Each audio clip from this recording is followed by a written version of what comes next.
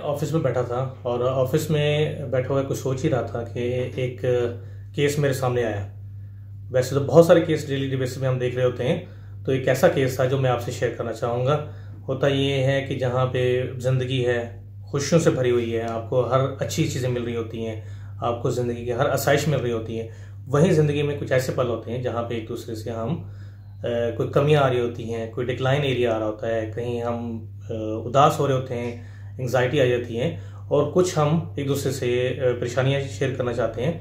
तो उसमें एक ऐसा केस मेरे सामने आया जो मैं आपसे शेयर करूंगा, और वो आप भी और हमारे लिए एक रोज़मर्रा चीज़ों में हम देखते हैं कि ये हमारे सामने आता है। ये केस एक ऐसा था कि दो मियाँ बीवी मेरे पास आए और उन्होंने अपना केस मुझसे शेयर किया। दोनों एक दूसरे से बहुत ज़्यादा नाराज़ थे और दोनों अपनी ज़िंदगी यानी सेपरेशन करना चाह रहे थे, अलग इख्तियार करना चाह रहे थे, और वो अपनी ज़िंदगी जो पार्ट था उन्होंने बेस्ट टाइम जो गुजारा था, अब वो उनका वो वर्स्ट टाइम बन चुका था कि वो एक दूसरे से इतने नाराज़ थे कि वो एक घर में रहना नहीं चाहते थे, एक इकट्ठे ज़िंदगी गुजारना नहीं चाहते थे। तो दोनों आए मेरे पास और बहुत ज़्यादा किसी ने रेफ़र किया था कि आप मेरे पास आएँ और इसका हल निकालें कि हम अलग कैसे करें और एक दूसरे से सेपरेट कैसे हो। जब मेरे पास आए तो मैंने उनसे पूछा क्योंकि ऐसी चीज़ होगी जो दोनों मियाँ बीवी में जो मुश्तरक रही होगी, जो दोनों को पसंद होगी, और वो आप मुझसे शेयर करें। तो दोनों ने कोई उनके पास ऐसी चीज़ शेयर करने वाली थी नहीं, दोनों एक दूसरे नाराज़ थे और वो उन चीज़ों को दिखना नहीं चाह रहे थे। तो उन्होंने अपने अंबार लगा दिए शिकायतों के। जो वाइफ थी वो बहुत ज़ोर ज़ोर से चलाने लगी कि मेरे हस्बैंड में ये कमी है, ये मेरे साथ ज़्यादती करते हैं, मुझे मुश्किल करते हैं, मेरे साथ तंग करते हैं, मेरे साथ नाराज़ होते हैं, मुझे खर्चा नहीं देते, मेरे साथ पूरी ज़िंदगी के अच्छा लम्हे नहीं गुजार रहे। जब वो पूरी अपनी चीज़ें डिस्कस कर चुकी, अपना पूरी भड़ास निकाल चुकी, तो उसके मियाँ से पूछा भी हाँ जी आप क्या कहते हैं। उन्होंने भी एक पूरी लिस्ट उन्होंने करा दी कि जी हाँ ये घर के काम नहीं कर रही, घर में इन्वॉल्व नहीं हो रही, बच्चों को नहीं संभाल रही, अपनी ज़िंदगी को मेरे साथ अच्छी तरह वो इंजॉय नहीं करती। तो उन्होंने जो हस्बैंड ने भी अपनी पूरी जो शिकायतों के अंबार लगा दिए। तो मैं जो उनकी बातें सुनता रहा, देखता रहा कि भाई कहाँ जाके ये ऐसी चीज़ इनसे निकल सके जहाँ पे इनको दोबारा से बिठा सकूँ।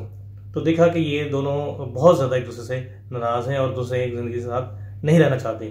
तो मैंने उनसे पूछा कोई ऐसी चीज़ तो बताएं जो एक दूसरे से मुश्तरका हो, जो एक दूसरे के साथ आप इकट्ठी गुजारें और आपने इंजॉय किया हो और वो आपको अच्छी लगी हो। कुछ लम्हे तो होंगे ऐसे। तो दोनों खामोश हो गए।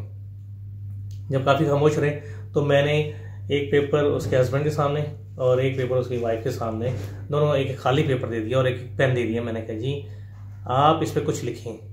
आपने सारी शिकवे शिकायत मुझे बता दी हैं, कोई ऐसी चीज़ें जो चंद एक पॉइंट लिखें जो आपके हस्बैंड से मैंने कहा कि आपकी वाइफ में अच्छी चीज़ें हैं जो आपने शुरू के दिनों में आप इनके साथ बहुत पसंद करते थे, इनके साथ टाइम गुजारते थे, तो आप आज भी चाहते हैं कि मेरी वाइफ में वो चीज़ें हों और वो हमारी ज़िंदगी अच्छी गुजर सकती है। वो आपकी वाइफ में क्या चीज़ें अच्छी हैं। और वाइफ से कहा कि आप अपने हस्बैंड की चीज़ें बताएं कि जो आपके हस्बैंड की बहुत अच्छी चीज़ें हैं वो क्या हैं।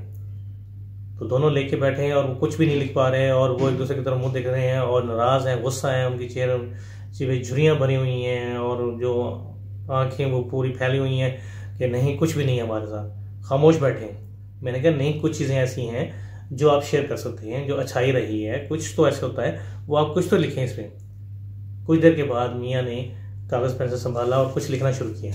जैसे उस हस्बैंड ने लिखना शुरू किया तो उसकी वाइफ ने भी तेज़ी से उस अपने कागज़ पे तेज़ी से कुछ लिखना शुरू कर दिया। तो मैंने कुछ टाइम दिया उनको कि आप आराम से इस पर लिखें जो आप लिखना चाहती हैं। तो दोनों ने जब लिख चुके तो उन्होंने कागज़ मेरी तरफ बढ़ाए। तो पहले उसकी वाइफ ने मेरी तरफ बढ़ाया। मैंने कहा जी हाँ जी क्या चीज़ लिखी है। उन्होंने कहा जी मैंने कुछ पॉइंट लिखे हैं जो मेरे हस्बैंड में अच्छे हैं। तो मैंने उनको कहा कि आप ये मुझे देने के बजाय अपने हस्बैंड को पकड़ा दें। खैर वो ना मानते हुए उन्होंने अपने हस्बैंड की तरफ बढ़ा दिया।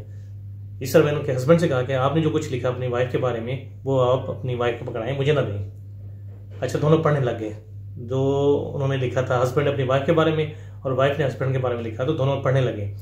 जब पढ़ते पढ़ते उन्होंने मैं देख रहा हूँ कि उनके जो तासरात थे, जो गुस्से के तासरात थे, जो चेहरे पे झुर्रियाँ सी बन रही थी और वो गुस्सा था वो कुछ कम होना शुरू हो गया और उनके चेहरे पे ऐसा ऐसा स्माइल आना शुरू हो गई, चेहरे पे थोड़ा सा मुस्कुराहट आनी शुरू हो गई।